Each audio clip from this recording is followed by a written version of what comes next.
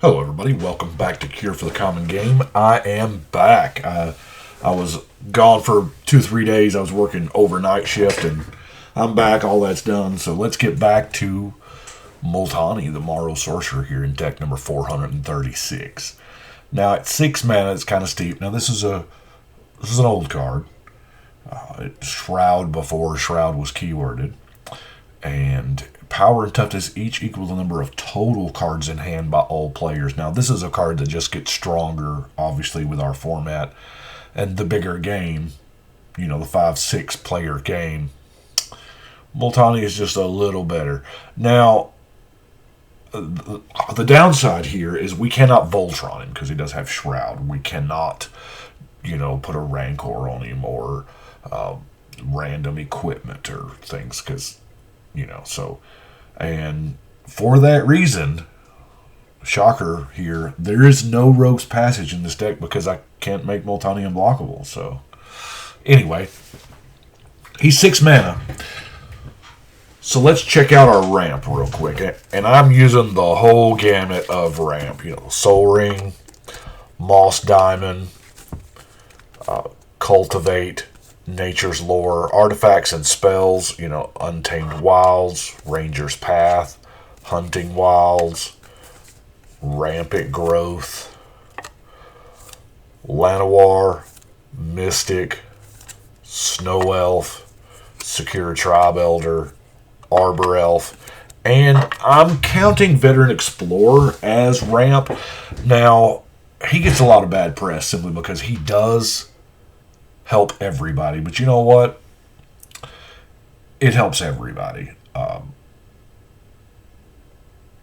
Yeah, if that means faster games and we get to play more games of Magic, then hey, I don't have a problem with that either.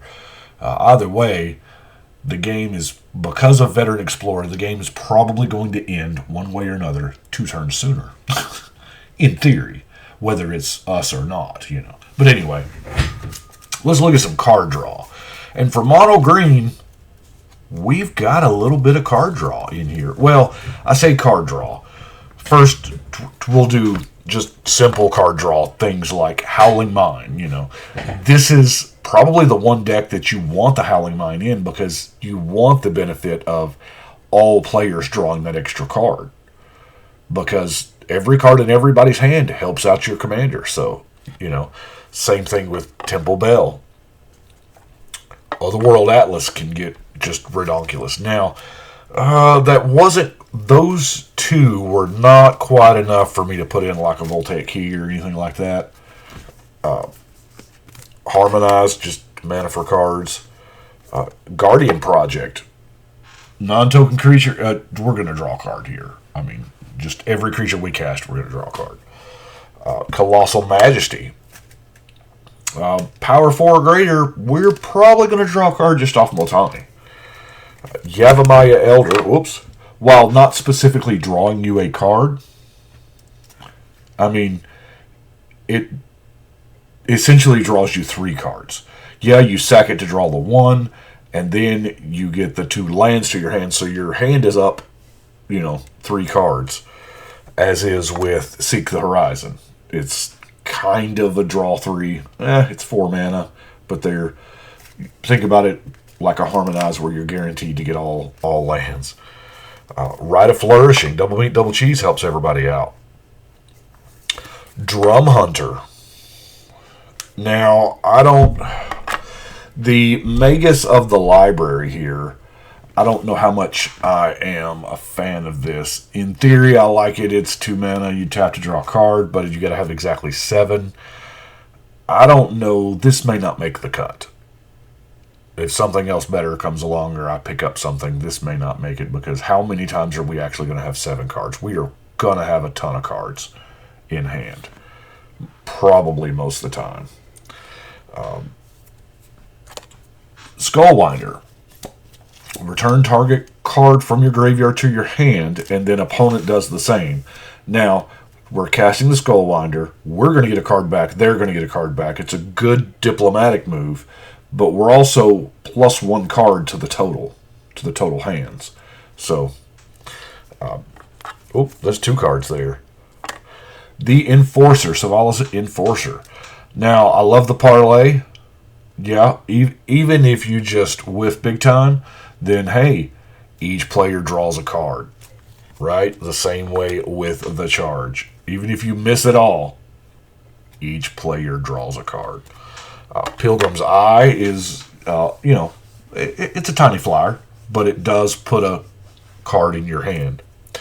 Entourage of Trest is going to give us the beautiful, beautiful Monarch mechanic.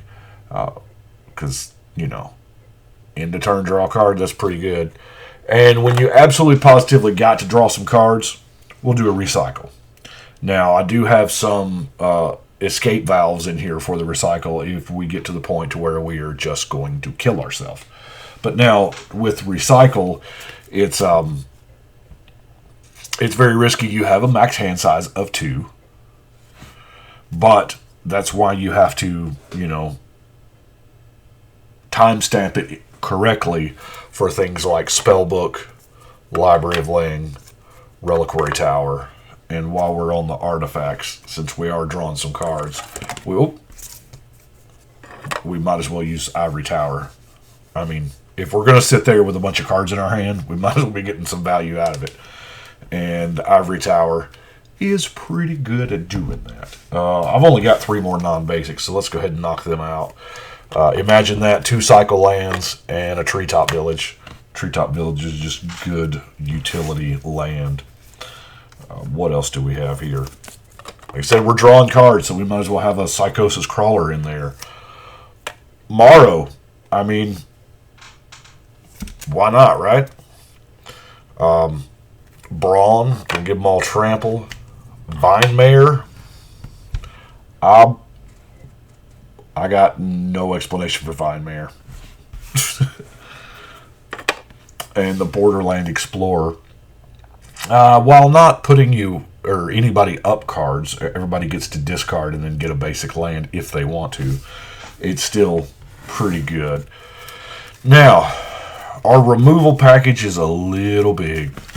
Of course, we have the Crows and Grip, Lignify, Deglamour, Return to Nature, Creeping Mold.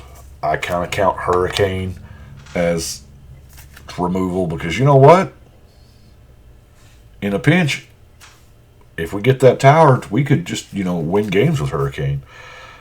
Back to Nature is going to get us out of our recycle thing if we need to, or any of the other ones. Tribute to the Wild. Each opponent sacrifices. I like that. Then we got our 1/8/7 creatures. Conclave Naturalist, Stomp Howler, Acidic Slime, Rex Sage, Manglehorn, Uktabi Orangutan. Ooh, I almost called it something else.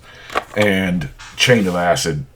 And y'all know how I feel about Chain of Acid. You're going to aim it at the second most powerful thing, so they will bounce it to destroy the most powerful thing, so you get a 2-for-1.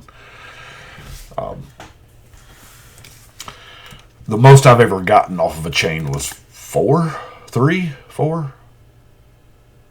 I don't know. It's been a while. Now, Primal Rage is, of course, that's one of the things that we've got to use with Multani, simply because, he's got Shroud, and we don't have many ways other than that to give him Shroud. Predatory Focus, just in case he does get chump blocked and he doesn't have Trample, bam, it doesn't matter. Overrun's going to give Trample and a little bigger. Howl of the Night Pack, we are playing mono green, so why not? And yeah, that Howl of the Night Pack has seen some raw play. Vivian, why not? Because, I like for my creatures to have flash. Regrowth. Now, Constant Mist. I don't have to sell you on Constant Mist. Y'all know it's just an absolutely great card. But our last card here is a card not a lot of people even know exists. Stormseeker. Now, this was years later. This was turned into Sudden Impact. But in Legends, and I think in Chronicles, we had Stormseeker. 4-mana instant. Deals 1 damage to opponent for every card in their hand. So, generally at every table, there's that deck that likes to have a massive hand. And then, with what we're doing, we're putting cards in players' hands. So a lot of times I can't tell you how many players I have eliminated with Stormseeker over the years.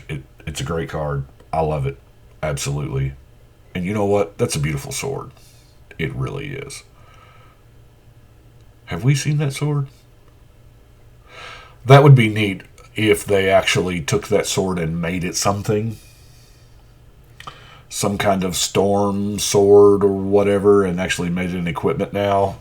I don't know. Made a story behind it, I guess. But that is that's all I have got for Mr. Multani.